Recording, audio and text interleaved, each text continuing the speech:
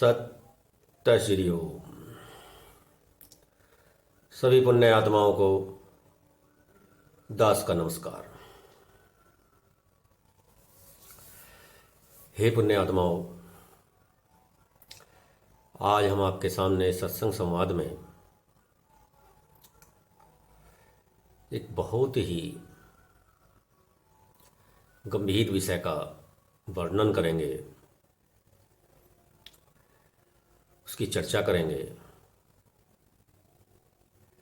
विषय बहुत गंभीर है, किसी की आस्था और विश्वास के साथ भी जुड़ा हुआ है। बहुत सारे लोग इस आस्था के साथ, इस विश्वास के साथ जुड़े हुए हैं और इस विषय को सत्य भी मानते हैं। यह भी मानते हैं कि ये जो हो रहा है ये सत्य है। हम आप अपने अनुभव और कई अन्य लोगों के अनुसंधान के अनुसार इस पर चर्चा करेंगे। हमारा विचार किसी की आस्था, किसी के विश्वास को व्यंग करने की, कटाक्ष करने की, मजाक उड़ाने की बिल्कुल भी नहीं है, और न ही हम इस विषय पर सत्य और असत्य का कोई प्रमाण सिद्ध करना चाहते हैं। हम अपने जीवन में जो अनुभव किया, जो समझा, जो देखा, जो जाना, उसके आधार पर अपने विचार आपके सामने रखेंगे। और अन्य कई लोग जो इस क्षेत्र पर अनुसंधान कर रहे हैं, जिन्होंने बंबई में इस विषय के खिलाफ अंधविश्वास उन्मूलन एक्ट महाराष्ट्र से पास कराया, उनके उदाहरणों को भी दे करके कुछ समझाने की चेष्टा करेंगे। निर्णय उचित और अनुचित का आपके हाथ होगा। हमारा मानना है वह हम आपके सामने वर्णन करेंगे, जो हम मानते हैं, जो समझते हैं और जिस बात पर हम विश्वास रखते हैं उसके बारे में आपके सामने वर्णन करेंगे। आपको इस तरह, आप किस तरह मानते हैं, आप इसको मानिए, अपने विवेक से, अपनी बुद्धि से, अपने तर्क से समझिए और निर्णय लीजिए। हे पुण्य आत्माओं, आपके आस पड़ोस में देखा होगा कि कोई कहता है कि मुझे हनुमान जी आ गए हैं, मेरे शरीर में प्रकट हो गए हैं। कोई कहता है दुर्गा माता आ गई हैं। कोई कहता है कोई बाबा आ गए हैं। कोई कहता है पीर आ गए हैं। कोई कहता है सिद्ध आ गए हैं, या कोई अन्य इस तरह की कहानियां बनती हुई आपने देखी होंगी। और इनमें जिसके शरीर में भी जो ये देवी देवता प्रकट होने का वर्णन किया जाता है या चर्चा होती है या कहते हैं, उनके चरणों में लोग लोटपोट होते भी आपने देखे होंगे, मुरादें मांगते भी देखे होंगे, अपने संकटों को काटने की अरदास करते हुए भी देखे होंगे। तो हम इसी विषय पर कि क्या किसी व्यक्ति के अंदर किसी देवता की सवारी आ सकती है, कोई देवता किसी व्यक्ति के अंदर प्रवेश कर सकता है, यदि हाँ तो क्यों, कैसे, और यदि नहीं तो फिर क्या होता है। क्योंकि लोग इस पर विश्वास भी करते हैं और कुछ इसकी प्रमाणिकता के तथ्यों में पेश भी करते हैं कि देखो, हम वहाँ उसके पास गए, वहाँ देवी आती थी, हमारा ये कार्य सिद्ध हो गया। हम वहाँ पर गए, हनुमान जी आते थे, हमारा ये कार्य सिद्ध हो गया, हमारे भूत प्रेत भाग गए। नाना प्रकार के, विभिन्न प्रकार के अपने प्रमाण प्रस्तुत भी करते हैं। तो यदि नहीं आते हैं तो फिर ये क्या होता है, कैसे होता है, और यदि आते हैं तो किस प्रकार आ सकते हैं, भगवान शरीर के अंदर कैसे प्रवेश हो सकते हैं। इसी पर आज इस सत्संग संवाद में प्रकाश डाला जाएगा। ध्यान से सुने, समझें और फिर विचार करें। मानना न मानना आपके विवेक पर निर्भर करता है। हे पुण्यात्माओं, हम पहले देवता की सवारी आने की ही बात करते हैं। मनुष्य शरीर इतना ताकतवर कैसे हो सकता है कि कोई देवता, जिसके बारे में इतना वर्णन किया जाता है कि इतने ताकतवर हैं, इतने ताकतवर हैं, उन्होंने राक्षसों को ऐसे मारा, ऐसे मारा, ऐसे उन्होंने संहार किया, जिसकी ताकत के सामने मनुष्य की ताकत, मनुष्य का वजूद सागर की एक बूंद की तरह होता है, वह किस प्रकार एक मनुष्य की देह में घुस सकता है। दूसरा, हमारा शरीर कोई खोल नहीं है, कोई ढोल नहीं है, खोल नहीं है, ढोल नहीं है, खाली नहीं है, लिफाफा नहीं है, थैला नहीं है, बैग नहीं है, जिसमें कोई दूसरा आए और घुस जाए। हमारे शरीर में आत्मा पहले से ही विराजमान है। जिस प्रकार एक म्यान में दो तलवार नहीं रह सकती, उसी प्रकार जब आत्मा शरीर में पहले से ही विराजमान है, तो दूसरी रूह शरीर के अंदर कैसे घुस सकती है। इस पर लोग विभिन्न प्रकार के तर्क भी देते हैं कि भगवान कण कण में विराजमान है, वे सूक्ष्म से सूक्ष्म शरीर बना सकते हैं और बड़े से बड़े शरीर को भी धारण कर सकते हैं। मैं कहता हूं, सूक्ष्म से सूक्ष्म, सूक्ष्म से सूक्ष्म कितना भी शरीर क्यों ना बना लें, लेकिन शून्य नाम की कोई चीज शरीर के अंदर है ही नहीं। कोई रिक्तता ही नहीं है, कोई खालीपन ही नहीं है, जिस खालीपन में कोई दूसरी आत्मा आकर के, दूसरी रूह आकर के घुस सके।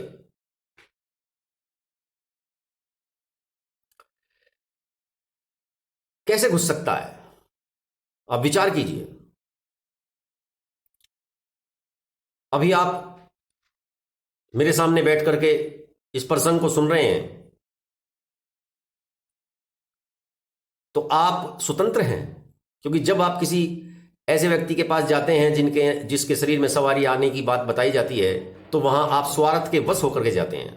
वहां आप स्वार्थी होते हैं, आप लालची होते हैं, आप इच्छा को लेके जाते हैं। तो वहां किसी बात का निर्णय आपका विवेक नहीं कर सकता, क्योंकि वहां पर आप विवेकहीन होके जाते हैं, बिल्कुल विवेकहीन होकर के। वहां आपका विवेक कार्य नहीं करता। वहां आपके अंदर एक विश्वास होता है, एक चाह होती है, एक कामना होती है, एक इच्छा होती है, और उसी आस्था और विश्वास और इच्छा को साथ लेकर के, उस तृष्णा को साथ लेकर के तुम उस व्यक्ति के पास जाते हो, और उस व्यक्ति के पास जाकर के जब वह देवता आने की प्रक्रिया शुरू करता है, तो चरणों में लेट जाते हो, पैर पकड़ते हो, अरदास करते हो, कुछ मांगते हो। तो उस समय आप अपने विवेक का प्रयोग नहीं कर सकते, विचार ही नहीं कर सकते, क्योंकि आप चाह से बंध गए हो, तृष्णा से घिर गए हो। आपकी कुछ इच्छा है, कामना है, और इच्छा, उस कामना को पूर्ण करने के लिए आप उस विश्वास के साथ जुड़ गए हो, और विश्वास को लेकर के ही तुम उसके पास गए हो। तो वहां तुम प्रायाधीन हो, चाहे वो विश्वास के प्रायाधीन समझ लो, चाहे इच्छा और तृष्णा के प्रायाधीन समझ लो। तुम स्वयाधीन नहीं थे, तुम स्वतंत्र नहीं थे। लेकिन अब तुम मेरे सामने बैठ करके इस प्रसंग को सुन रहे हो, इस चर्चा में शामिल हो, संवाद चल रहा है, तुम स्वतंत्र हो, तुम्हारी कोई इच्छा नहीं है, कोई स्वार्थ भी मैं आपको नहीं दिखा रहा हूं, किसी स्वार्थ के वशीभूत भी मैं आपको नहीं कर रहा हूं, आपकी कोई तृष्णा भी नहीं है। सत्संग संवाद है, आप स्वेच्छा से सुन रहे हो, स्वतंत्र हो आप अपने विवेक का प्रयोग करने में भी। और अपने विश्वास और अंधविश्वास के बीच में तर्क करने के लिए भी पूर्ण रूप से स्वतंत्र हो। तो आज इस प्रसंग पर स्वतंत्रता के साथ स्वाधीन होकर के, अपने विवेक के अधीन होकर के, अपने तर्क के अधीन होकर के बार बार इस बात का चिंतन कीजिए, विचार कीजिए, स्मरण कीजिए, विवेक का प्रयोग करो और विचार करो कि कैसे एक म्यान में दो तलवारें आ सकती हैं। जब शरीर में पहले से ही आत्मा विराजमान है तो शरीर में दो आत्माएं कैसे इकट्ठी प्रवेश कर सकती हैं? आखिर क्या है ये? इसके बारे में विचार करें। विश्वास, हर एक धार्मिक विचार के साथ विश्वास जुड़ा होता है। भक्ति में विश्वास का अनमोल आधार है। बिना विश्वास के भक्ति की ही नहीं जा सकती। आप ज्ञान मार्ग में बिना विश्वास के भी चल सकते हैं, लेकिन ईश्वर विश्वास का प्रतीक है, आस्था का प्रतीक है, श्रद्धा का प्रतीक है। अगर ईश्वर शब्द पर विश्वास नहीं करोगे तो ईश्वर कहीं नहीं मिलेगा। विश्वास तो हमें करना ही पड़ेगा, विश्वास को तो मानना ही पड़ेगा, श्रद्धा तो माननी पड़ेगी, आस्था तो माननी पड़ेगी, तभी आप ईश्वर को प्रकट कर सकते हो। यदि आपके अंदर विश्वास नहीं है तो ईश्वर भी प्रकट नहीं होगा, अर्थात ईश्वर भी समाप्त हो जाएगा, ईश्वर भी नहीं रहेगा। आप नास्तिक हो जाओगे, ईश्वर को ना मानने वाले हो जाओगे। तो हे पुण्यात्मो, विश्वास तो बहुत ही प्रबल, ताकतवर, शक्तिशाली विषय है। विश्वास तो होना ही चाहिए। बिना विश्वास के जीवन में कुछ भी नहीं है। हमें हर समय कहीं ना कहीं संबंधों में, विचारों में, विषयों में विश्वास करना ही होता है। संबंधों में भी अगर हम विश्वास ना करें तो संबंध बहाल नहीं हो सकते, संबंध चल नहीं सकते, संबंधों में दरार आ सकती हैं, आ जाती हैं। किसी मत पर, किसी विचार पर अगर विश्वास ना करें तो हम उस मत से, उस विचार से अलग हो सकते हैं, उस समूह से अलग हो सकते हैं, और होना ही पड़ेगा। क्यों ना होना पड़ेगा? जब हम उस समूह के विचार के साथ नहीं हैं तो कैसे उस समूह में रह सकते हैं? नहीं रह सकते। तो विश्वास तो जीवन का आधार है, लेकिन अंधविश्वास जीवन को नरक में धकेलने वाला है। विश्वास कीजिए, खूब विश्वास कीजिए, लेकिन उस विश्वास को तब तक कीजिए जब तक वह विश्वास अंधविश्वास में ना तब्दील हो जाए। यदि आपका विश्वास अंधविश्वास में तब्दील हो गया है और फिर भी आप उसके साथ चिपके हुए हैं तो समझो आप कहां जा रहे हो। विचार करो, आप कहां जा रहे हो। कैसे अपने आप को गड्ढे से निकाल करके बाहर निकालोगे? कैसे गड्ढे से बाहर लाओगे? कैसे जीवन को सुदृढ़ बनाओगे? कैसे जीवन को उच्च बनाओगे? किस मार्ग पर चल पड़े हो आप? विश्वास कीजिए, लेकिन अंधविश्वास बिल्कुल भी नहीं कीजिए। अंधविश्वास आपके लिए खाई है, बेड़ियां हैं, जहर है, आपके मार्ग को उल्टा कर देगा। अपने जीवन को निखारना है तो विश्वास कीजिए, अंधविश्वास बिल्कुल मत कीजिए। हमेशा विवेक को जागृत रखिए। यही संत महात्माओं और गुरुओं का कार्य है, जो आपके विवेक को हमेशा जागृत रखने के लिए प्रेरणा देते रहते हैं। इसलिए गुरुओं की आवश्यकता पड़ती है, इसलिए संतों की आवश्यकता पड़ती है। गुरुओं और संतों की इसलिए आवश्यकता नहीं पड़ती कि आप गुरु संत महात्मा के पास जाओ और उसके पैर पकड़ लो और पूजा करना शुरू कर दो। यह गुरुओं की आवश्यकता नहीं है, यह गुरुओं की पहचान नहीं है कि आप उनकी आरती उतारो, उनकी पूजा करो। गुरुओं की पहचान है, गुरुओं का आधार है, गुरुओं की महिमा है कि आप जो अंधविश्वास आपने पैदा कर लिया है, जो कुमार्ग आपने पैदा कर लिया है, उस कुमार्ग को बदलना है, उस कुमार्ग से बचाना है। उस अंधविश्वास को मिटा करके आपके अंदर एक नया विश्वास पैदा करना है। यह संतों और महात्माओं और गुरुओं का कार्य है। इसलिए हे पुण्यात्माओं, विश्वास अवश्य करो, लेकिन अंधविश्वास से हमेशा बचे रहो। बार बार मैं कह रहा हूं कि अंधविश्वास बहुत ही खतरनाक विषय है, बहुत ही खतरनाक बेड़ियां हैं। भवबंधन में कुछ तो आप पहले पड़े हुए हो जिनको काट नहीं पा रहे हो, और अंधविश्वास आपकी बेड़ियों को और जकड़ देगा। लोग अंधविश्वास को बढ़ावा दे करके अपना उल्लू सीधा करते हैं, अपना स्वार्थ पूरा करते हैं। आपके हित की बात, आपकी भलाई की बात, आपके कल्याण की बात, आपके उद्धार की बात उन्हें क्या लेना? क्यों करेंगे वो? क्यों बताएंगे आपका उद्धार किस मार्ग से होगा? क्यों बताएंगे? सत्य क्यों बताएंगे? वो उस मार्ग को आपको प्रेरित करेंगे जिसमें उनका स्वार्थ पूरा होता है। अपने स्वार्थ की पूर्ति के लिए वे विभिन्न प्रकार के, नाना प्रकार के अंधविश्वास आपके अंदर पैदा करेंगे और अपना स्वार्थ पूरा करेंगे। आजकल बहुत ही एक वैचारिक परतंत्रता समाज में बढ़ती जा रही है। लोग अपने विचारों से दूसरों को गुलाम बनाने पर लगे हुए हैं। उनका इस तरह का माइंड वॉश किया जाता है कि वे उन्हीं के होकर के रह जाते हैं। उनके विरुद्ध यदि एक शब्द भी बोला जाए तो वो मरने मारने पर उतार हो जाते हैं। ये वैचारिक गुलामी है। इस वैचारिक गुलामी से निकलिए, विवेक का प्रयोग कीजिए, समझिए, ईश्वर पर विश्वास रखिए, अपने परंपराओं पर विश्वास रखिए, लेकिन अंधविश्वास की बेड़ी अपने पैरों में कभी ना पड़ने दीजिए। अगर अंधविश्वास की बेड़ियां आपके पैरों में पड़ गई तो आपके उद्धार करने वाले कोई नहीं मिलेगा, ईश्वर भी नहीं, संत महात्मा गुरु भी नहीं। तो हे पुण्यात्माओं, हम अपने विषय पे आते हैं कि विश्वास कीजिए लेकिन अंधविश्वास नहीं।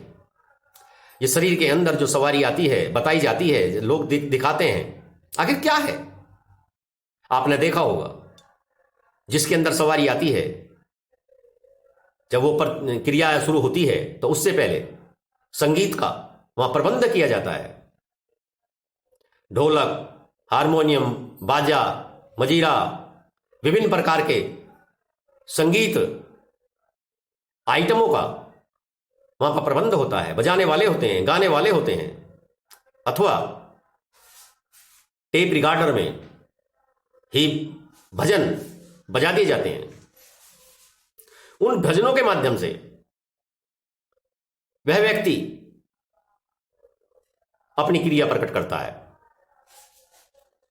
ऐसा बहुत कम देखने को मिलेगा, बहुत कम देखने को मिलेगा। नाम मात्र को कि जहां म्यूजिक ना हो, जहां संगीत ना बज रहा हो, भजन ना बज रहे हो और वहां पर कोई सवारी आ रही हो, बहुत कम मिलेगा।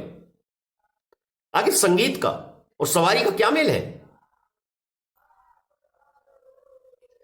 इस रहस्य को समझना चाहिए।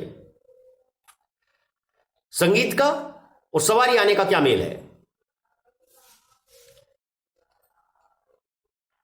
पहले मैं अपने मत के अनुसार, अपने विचार के अनुसार इस विश्वास और अंधविश्वास के बीच की जो कड़ी है उसको समझाता हूं। जब संगीत बजता है तो वह व्यक्ति उस संगीत पर अपना ध्यान लगाता है, शांत हो जाता है, शांत होकर के बैठता है, बिल्कुल शांत हो जाता है और भजन को ध्यान से सुनता है। यह विज्ञान पर आधारित रिसर्च है, विज्ञान पर आधारित मैं आपको बता रहा हूं। इस विषय में मैंने 20 साल तक रिसर्च की है। मैंने स्वयं भी इस विषय को परखने का प्रयास किया है। इसी तरह म्यूजिक बजा बजा करके, भजन बजा बजा करके मैंने इसमें साधना की है। तब जाकर के मैंने इस बात पर पहुंचा हूं जो अभी आपके सामने मैं समझाने जा रहा हूं। हे पुण्यात्माओं, जब म्यूजिक बजता है तो व्यक्ति का दिमाग वहां लग जाता है। इसे मेडिटेशन कहते हैं। जब हम ध्यान करते हैं तो सक्रिय ध्यान में हम एक जगह, एक साउंड पर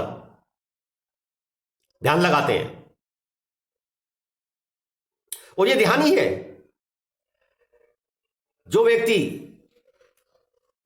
भक्त के ढोंग से आपको भ्रमित कर रहा है, अपनी पूजा करवा रहा है, वह कुछ नहीं है, एक ध्यान है, एक मेडिटेशन है।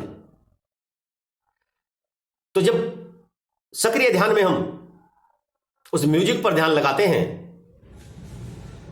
तो हमारा ध्यान एकाग्र होकर के उस म्यूजिक पर लग जाता है, उस भजन पर लग जाता है और भजन जिस देवता का होगा, जिस देवता की सवारी आने के लिए बताई जाती है, भजन भी उसी देवता के नाम से होगा, चाहे वो दुर्गा माता का हो, हनुमान जी का हो, या किसी अन्य देवता का हो, किसी पीर का हो, किसी सिद्ध का हो। उसी देवता के बारे में भजन होगा, उसी देवता का उस महिमा गाई जा रही होगी, देवता का वर्णन किया जा रहा होगा, उसके गुणों के बारे में वर्णन किया जा रहा होगा, उसके चमत्कारों के बारे में वर्णन किया जा रहा होगा, तो सभी उस देवता के बारे में वर्णन होगा। तो ध्यान उस म्यूजिक पर, उस संगीत पर, उस भजन पर लग जाता है। और एक झटके के साथ जैसे ध्यान लगता है तो वह व्यक्ति अपने शरीर से संज्ञा शून्य हो जाता है, संज्ञा विहीन हो जाता है, शुद्ध, या मोटी भाषा में समझिए कि शुद्ध बुद्ध खत्म हो जाती है उसकी। और जो उसकी बुद्धि में विचार चल रहे होते हैं, जो उसकी बुद्धि में विचार चल रहे होते हैं भजन, और उस भजन में जो कहानियां बोली जा रही थी, देवता ने ऐसे चमत्कार किया, देवता ने ऐसे चमत्कार किया, देवता की ऐसी महिमा है, देवता का ऐसा गुणगान किया जा रहा है, वही चित्र आहिस्ता आहिस्ता उसके मस्तिष्क पर प्रकट होकर के सामने प्रकट हो जाता है, और वह कांपने लगता है, उछलने लगता है, कूदने लगता है। यह उसका भावनात्मक रोल है। इस क्रिया में हमारी बुद्धि सर्वश्रेष्ठ है, सबसे ज्यादा शक्तिशाली है। इस तरह का मेडिटेशन होता है, हम भी इस मेडिटेशन को कराते हैं, लेकिन हम मेडिटेशन स्वास्थ्य के लिए कराते हैं, माइंड के स्वास्थ्य के लिए कराते हैं। और यह मेडिटेशन दिमाग को, मस्तिष्क को कमजोर करने वाला है, मानसिक विकृति पैदा करने वाला है। बुद्धि को जितना विचारहीन करोगे, एक जगह केंद्रित करके शांत करोगे, उतनी ही बुद्धि बलवान होती है। और इस तरह मेडिटेशन करने से, इस तरह की बातें करने से बुद्धि कमजोर होती है। अब ऐसे व्यक्तियों के लिए ऐतिहासिक बातें करते हैं। आप किसी भी व्यक्ति की जिसके सवारी आती है, उसका इतिहास, आपके नजदीक कोई भक्त होगा, उसका इतिहास जानने का प्रयास करें।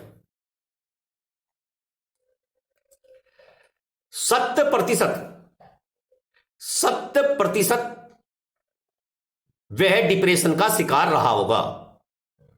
अर्थात छोटे तरीके से या ज्यादा तरीके से वह मानसिक रोगी रहा है, उसे बड़ी चिंताएं रही हैं, बड़ा कलह रहा उसके घर में, उसके जीवन में बड़े उतार चढ़ाव उसे देखे हैं, दुखी रहा है।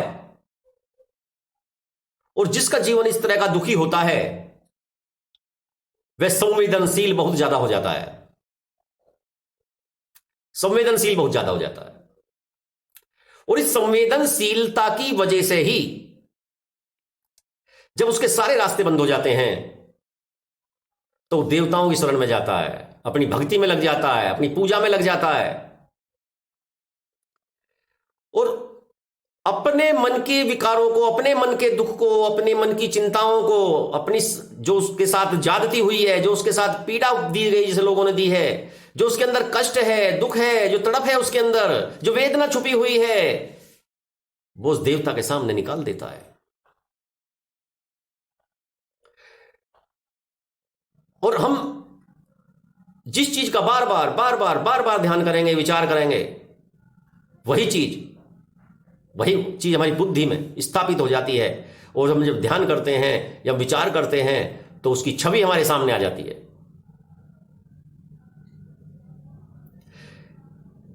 संवेदनशील व्यक्ति जब म्यूजिक के साथ ध्यान लगाता है तो संवेदनहीन हो जाता है, उसकी संवेदना समाप्त हो जाती है और वह नाचने, कूदने, गाने लगता है। और उस टाइम वो जोश में आकर के, भावनाओं में बह करके कुछ से कुछ बोलना शुरू कर देता है। कोई पुत्र मांगने के लिए आ रहा है, तो कोई धन मांगने के लिए आ रहा है, तो कोई मुकदमे में जीत चाहता है। वह खुले हाथ से सबको देता है और किसी किसी के कार्य सिद्ध भी हो जाते हैं। लेकिन उस देवता ने नहीं करे हैं, ना उस व्यक्ति ने किए हैं, वो होने थे। किसी के करने ना करने से कुछ नहीं होने वाला। किसी को मुकदमे में विजय अगर होनी थी तो होगी, उसकी सवारी आने से या उसने बोल दिया है इसलिए उसकी मुकदमे में जीत हो गई है, यह मिथ्या है, बिल्कुल झूठ, अंधविश्वास है। आप माने ना माने, लेकिन मैं निश्चितता के साथ इसका विरोध भी करता हूं और कह सकता हूं कि सब बकवास है। आपका मानना ना मानना आपके ऊपर निर्भर करता है, आपके विवेक पर निर्भर करता है, आपके तर्क पर निर्भर करता है, आपके विचारों पर निर्भर करता है। मानिए मत मानिए वो आपकी बात है, लेकिन ऐसा कुछ नहीं होता। कितने भक्त हैं, जो कितने भक्त हमने देखे हैं, कितने सवारी वाले देखे हैं, औरों के यहां लड़का पैदा करते हैं, अपने यहां लड़का पैदा नहीं होता, फिर क्या करोगे? कहीं ऐसा हो सकता है कि कोई चीज, सांसारिक व्यक्ति कोई चीज पहले अपने लिए ना ले और दूसरे को दे दे? दे के दिखाना जरा। आपके पास धन है, आप अपने लिए इस्तेमाल करोगे या पड़ोसी को दे आओगे? पहले आप अपना घर भरोगे। पहली बात तो सांसारिक व्यक्ति का घर भरता ही नहीं, वो बड़ा होता चला जाता है, उसका पेट कभी भरेगा ही नहीं। लेकिन यदि भर भी गया तो पहले अपना भरेगा, फिर पड़ोसियों को देगा। उनके पास अपने लिए पुत्र नहीं है, पड़ोसियों के यहां पुत्र पैदा कर देंगे, दूसरे लोगों को पुत्र पैदा कर देंगे, दूसरों को मुकदमे में जिता देंगे। आप चाहे हारते घूम रहे हो, मिथ्या है, अंधविश्वास है। तो देवता की सवारी आना मेरे मत से, मेरे रिसर्च से, मेरे अनुसंधान से मिथ्या है।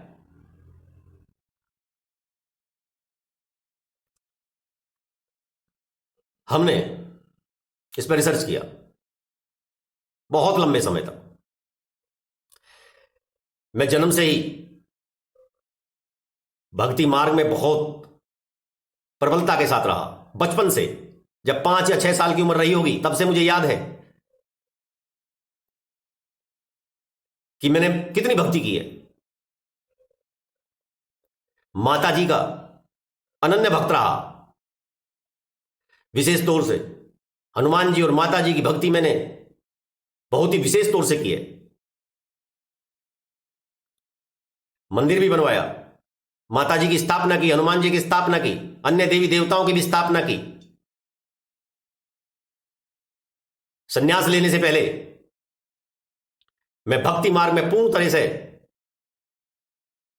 अडिग था, लेकिन अंधविश्वास मैंने तब भी नहीं आने दिया। विश्वास करना अनिवार्य है, भक्ति विश्वास के बिना हो ही नहीं सकती, लेकिन अंधविश्वास बिल्कुल नहीं आने दिया। तो जब मैं भक्ति करता था और ये सवारी वाले लोगों को देखता था, तो मेरे मन में विचार आता था कि देखता हूं कि सवारी आती है नहीं आती। मैं भी चाहता था, अब आपके सामने दिल की बात बताऊं, मैं भी चाहता था कि मेरी भी सवारी आ जाए। तो उस चाहने ने मुझे एक अनुसंधान करा दिया, एक रिसर्च करा दिया।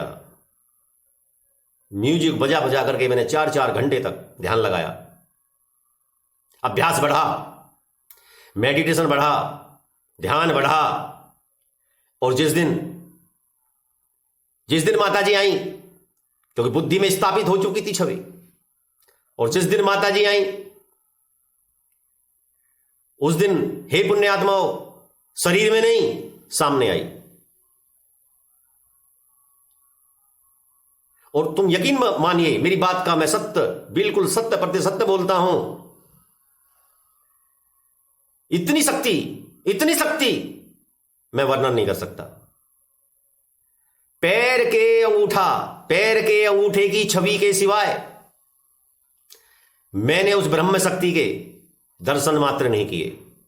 आप कहते सवारी आती है, हिमालय पर्वत भी उठ करके चलाया, मुझे नजरों के सामने दिख रहा कि हिमालय पर्वत उठा चला आ रहा है। और जैसे ही हिमालय पर्वत पर से माता ने पैर जमीन पर रखा, तो सिर्फ उनका पैर का अंगूठा मुझे दिखाई दिया। और मैं बड़ी जोर से चिल्ला करके, बड़ी जोर से चिंगाड़ मारी और बेहोश हो गया। पड़ोसी हमारे घर आ गए,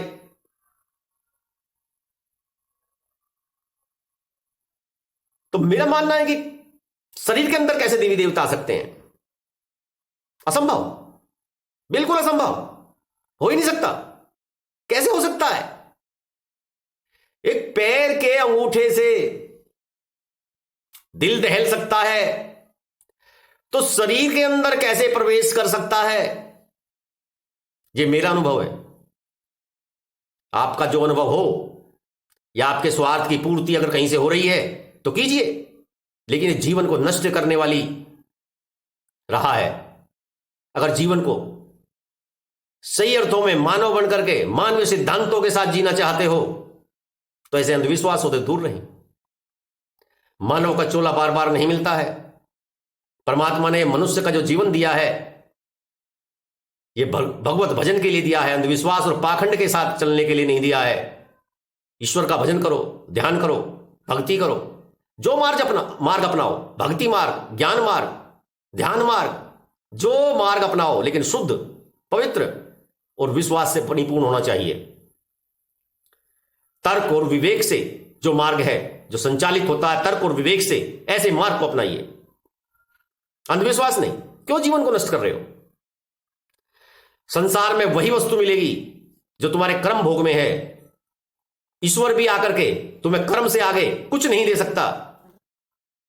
अगर तुम्हारे कर्म में भूखा मरना है तो कोई मनुष्य, कोई भी मनुष्य यानी कि परमात्मा भी, साक्षात ईश्वर भी आएगा तो तुम्हारे मुंह में एक नवाला नहीं डाल सकता। किसी की ताकत नहीं है, ना किसी देवी देवता की, ना किसी परमात्मा की, ना किसी संत की, ना महात्मा की, ना महापुरुष की, ना भगत की, ना सवारी वालों की। और वो निवाला आपको अवश्य मिलेगा जो तुम्हारे कर्म भोग में है। व्यक्ति अपनी बुद्धि में बुद्धिमान बनकर के भागता है। कर्म करना व्यक्ति का कर्तव्य है, लेकिन फल मिलना उसके कर्म पर आधारित है। तो परमात्मा ने इस दुनिया में हमें इसलिए भेजा है कि हे पुण्यात्माओं, अपने इस जीवन के उद्धार करो। जो हमारी यात्रा हजारों लाखों वर्षों चल रही है, 33 करोड़ 84 लाख योनियों में भटकते भटकते मनुष्य का जीवन मिला है। तो अपने इस जीवन को सुंदर कैसे बनाएं? इस आवागमन की यात्रा को कैसे बंद करें? कैसे मुक्ति को प्राप्त हों? कैसे मोक्ष को प्राप्त हों? बस सबसे श्रेष्ठ उत्तम कार्य मनुष्य का यही है कि उसे विचार करना चाहिए कि संसार में इस आने जाने के सिस्टम को कैसे बंद किया जाए, कैसे परमात्मा के श्री चरणों में जाकर के अपना स्थान प्राप्त करें, कैसे एकाकार हो जाएं उससे, कैसे उसकी गोद में जाकर के सो जाएं, कैसे पाएं उसकी चरण रंग। यही मनुष्य का श्रेष्ठ कार्य है। पेट भरना, बच्चे पैदा करना, यह तो पशु और पक्षियों का भी कार्य है। वह भी अनवरत करते आ रहे हैं। पशु पक्षी भी इस कार्य करते हैं, मैथुन करते हैं, बच्चे पैदा करते हैं, पेट भरते हैं। यह मनुष्यों का कार्य नहीं है, यह तो सहज प्रक्रिया है। मनुष्य का विशेष कार्य है कि वह अपने प्रिय प्रभु को, अपने परमात्मा को, अपने प्रियतम को, अपने परमेश्वर को, अपने ईश्वर को कैसे प्राप्त करें, उसके साथ कैसे एकाकार करें, कैसे अपने इस आवागमन के बंधन को तोड़ करके बंधन मुक्त हो जाए और मुक्ति को प्राप्त हो जाए। तो ये सब अंधविश्वासिक बातें आपको इस संसार में बांधने वाली हैं। ये आपको मुक्ति की तरफ नहीं ले जाती, बंधन की तरफ ले जाती हैं। तो हे पुण्यात्माओं, विचार कीजिए कि सवारी आती है कि नहीं आती।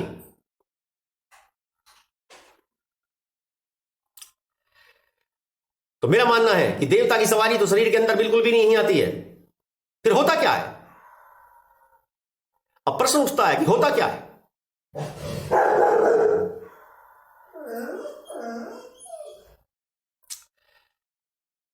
दुर्गा सप्तशती में, दुर्गा कवच के अंदर कुछ विभूतियों के नाम दिए हुए हैं। ग्रह, भूत, पिशाच, यक्ष, गंधर्व, राक्षस, ब्रह्म राक्षस, बेताल, कुष्मांड, भैरव।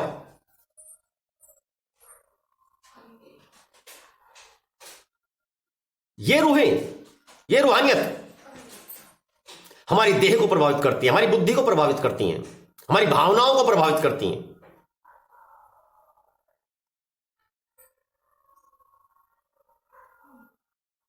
ये रूहें, ये रोम को प्रभावित करती हैं, अथवा भूत प्रेत, यक्षिणी, डाकिनी, शाकिनी, ये हमारी रूह को प्रभावित करती हैं, ये हमारी भावनाओं को प्रभावित करती हैं, हमारी बुद्धि को प्रभावित करती हैं।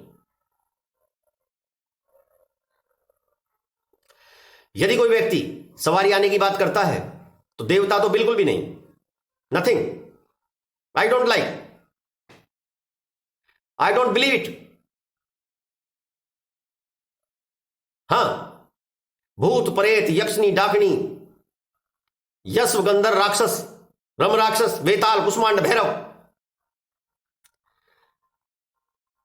इनकी हवा ब्याल हो सकती है।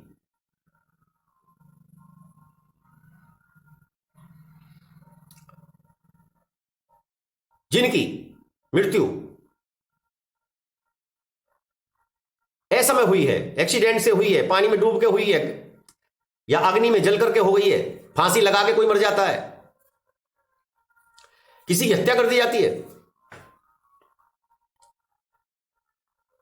तो ऐसी आत्माएं मरते वक्त बहुत ही कष्ट के साथ अपने स्थूल शरीर की भी कुछ जीवाणु, कुछ परमाणु समेट लेती हैं।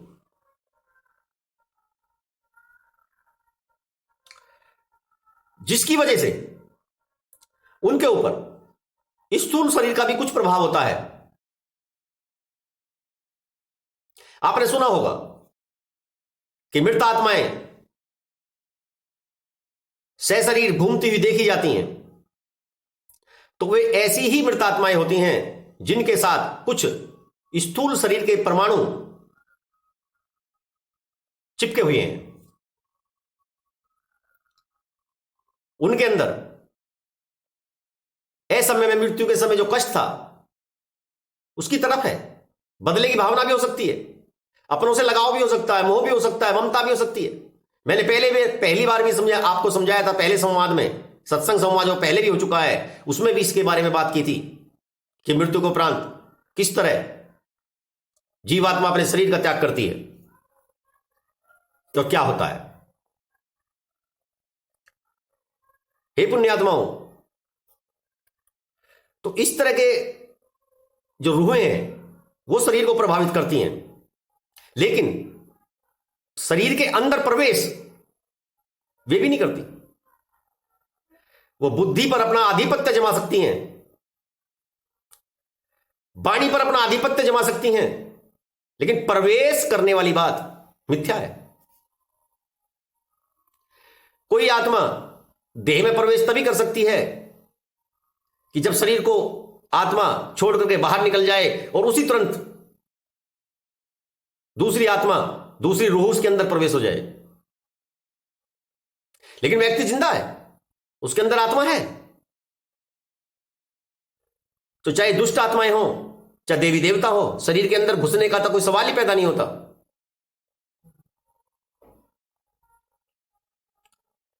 महाराष्ट्र के श्याम मानव नाम से विख्यात व्यक्ति हैं। उन्होंने महाराष्ट्र में इस अंधविश्वास के खिलाफ बहुत लंबी लड़ाई लड़ी। उन्होंने अपने वक्तव्यों में काफी लोगों को ऐसा वर्णन किया है कि जो कहता था कि मुझे माता आती हैं, जिनमें ज्यादातर औरतों का वर्णन उन्होंने ज्यादा किया है कि माता आती है, और जब जाकर के उन्हें इस कंटेंट पर काम किया तो वहां कहानियां कुछ से कुछ मिली। महाराष्ट्र की एक औरत का वर्णन करते हुए कहते हैं कि एक औरत का बड़ा प्रचार था कि इनको माताजी आती हैं, और जब मैंने इस कंटेंट पर काम करना शुरू किया तो मैं उनके दरबार में पहुंचा और माताजी आई, उनके अंदर सवारी आई। मैंने उनके पैर तो छुए नहीं, क्योंकि मैं तो अपने रिसर्च में था, मुझे कोई स्वार्थ तो था नहीं। स्वार्थ होता तो मैं भी जैसे अन्य लोग उसके पैरों में पड़े हुए थे, पैर दबा रहे थे, नाक रगड़ रहे थे, खुशामंद कर रहे थे, रो रहे थे, मैं भी ऐसे ही करता। मैं जाकर के वहां बैठ गया और जैसे मेरा नंबर आया मैंने कहा, देवी कल से मेरी भैंस जो खो गई हैं, 10 भैंसें थी और वो भैंसें खो गई हैं, जरा बताओ वे कैसे मिलेंगी। तो आई हुई देवी ने कहा कि हमने देखा, हमने देखा।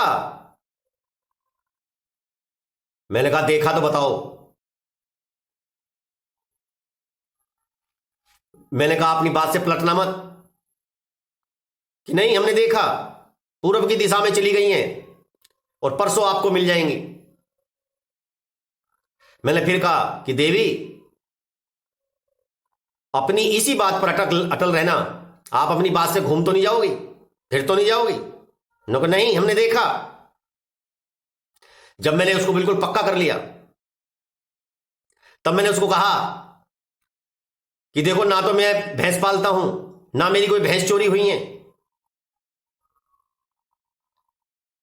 जब मैं उनसे बहस करने लगा था, उनके जो पिछलग्गू थे जो उन पर बहुत अटूट विश्वास करते थे, वो एकदम मेरे ऊपर टूट के पड़े कि बहस लगाते हो माता जी से। लेकिन मैं पत्रकार था, मुझे सब जानते थे, तो मेरी पिटाई होने से बच गई। और जब हंगामा हुआ तो वह माता जी वहां से उठ के चली गई और अंदर जाकर के उसने मुझे बुलाया। अंदर से संदेश आया कि आपको माता जी अंदर बुला रही हैं। मैं अंदर गया तो वहां पर उसकी सासू, उसका पति और अन्य 2-3 लोग और बैठे थे। तो जैसे ही मैं अंदर गया वो सब उठ उठ के वहां से चले गए।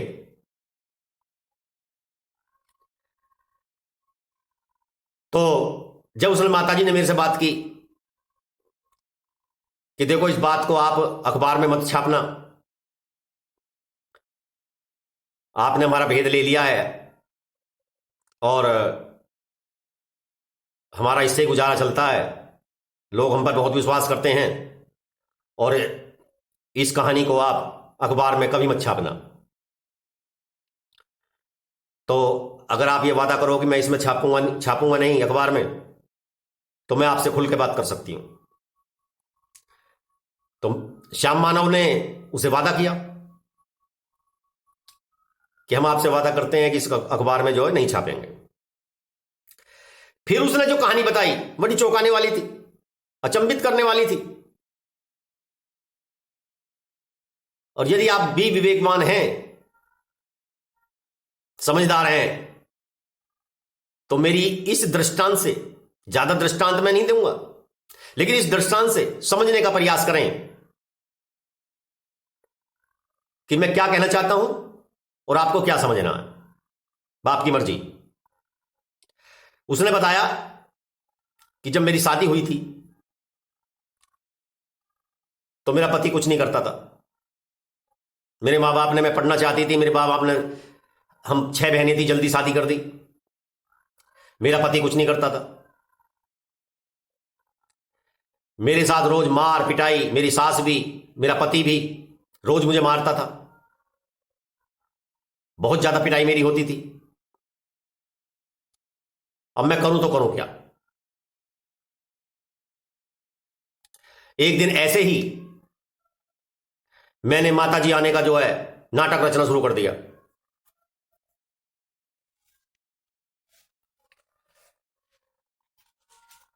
तो पहले दिन 2-4 आदमी इकट्ठे हुए, पड़ोस के हुए, और उसी गपलत में मैंने जो कुछ बोल दिया था, 1-2 लोगों का कार्य भी जो है सत्य निकला, तो भीड़ लगने लगी।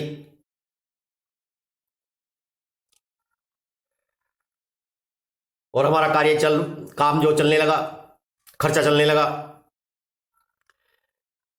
डॉक्टरों से मेरे पति ने खूब इलाज कराया, लेकिन डॉक्टरों ने डिक्लेयर कर दिया था कि ये भी जीवन में कभी भी पिता नहीं बनेगा।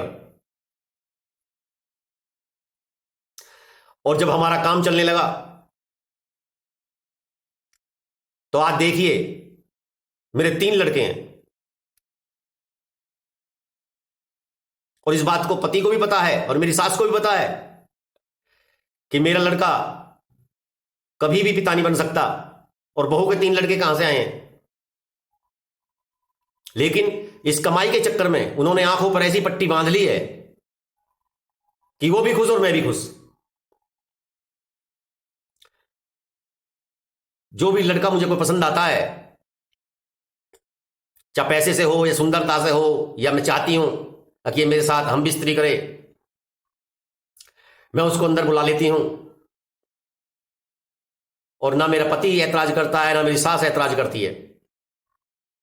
इससे मेरा जीवन बहुत ही आनंद से कट रहा है।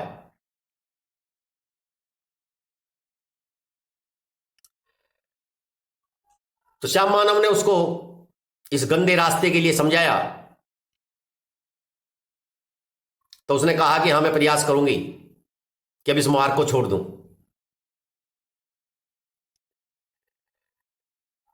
तो वो अपनी पिटाई के कारण, अपनी टेंशन के कारण हिस्टीरिया की रोगी हो गई और माताजी आने लगी और उसने अपनी दुकान सजा ली। बाद में चल करके श्याम मानव बताते हैं कि बाद में चल करके उस औरत की मेरी मुलाकात 4-5 साल के बाद हुई। वे बाजार में घूम रही थी और मैं भी उधर जा निकला, तो दोनों हाथ जोड़कर नमस्ते करे और पति पत्नी दोनों थे।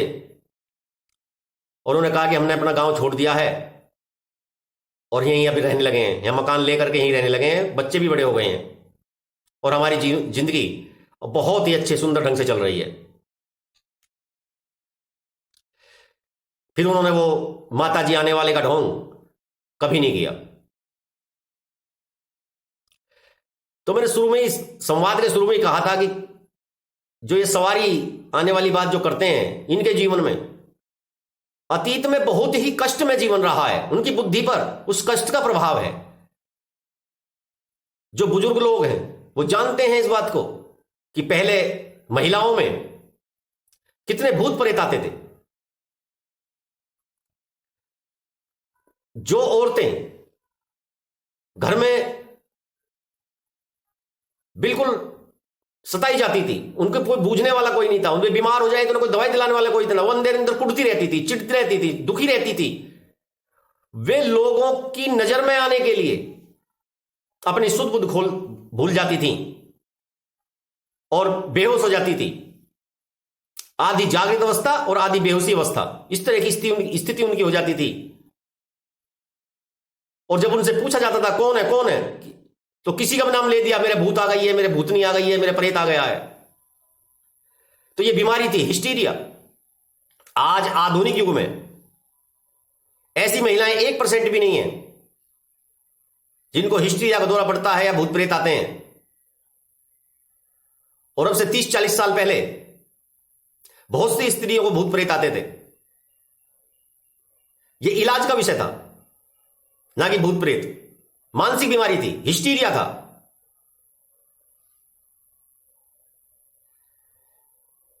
तो जितने भी लोगों को सवारी आती है, उनमें से ज्यादातर अतीत में मानसिक वेदना के कष्ट से जूझे हुए होते हैं।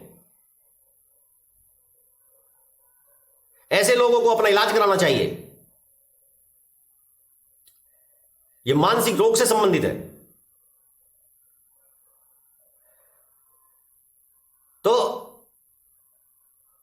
यदि आपको मेरी बात अच्छी लगती है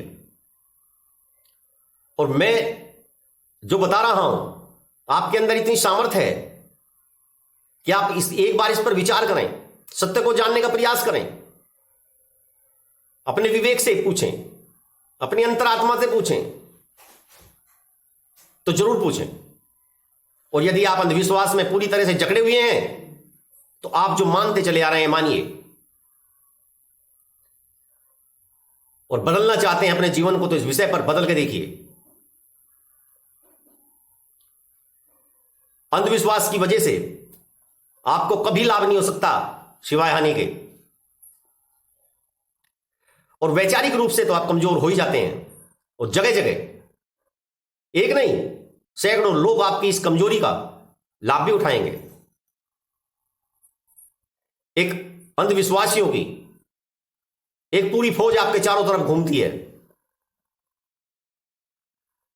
क्योंकि आप जिस चीज का विश्वास कर चुके हैं, एक जगह यदि आपको लाभ नहीं मिलेगा, फिर आप दूसरी जगह जाएंगे, फिर तीसरी जगह जाएंगे, फिर चौथी जगह जाएंगे, फिर पांचवी जगह जाएंगे, क्योंकि आप इन चीजों पर विश्वास कर रहे हैं। और ऐसे दुकानदार आपके इर्द गिर्द बहुत भरे पड़े हैं, पूरा बाजार है। तो अपने कीमती जीवन को, कीमती पैसे को, धन को, अपनी मेहनत की कमाई को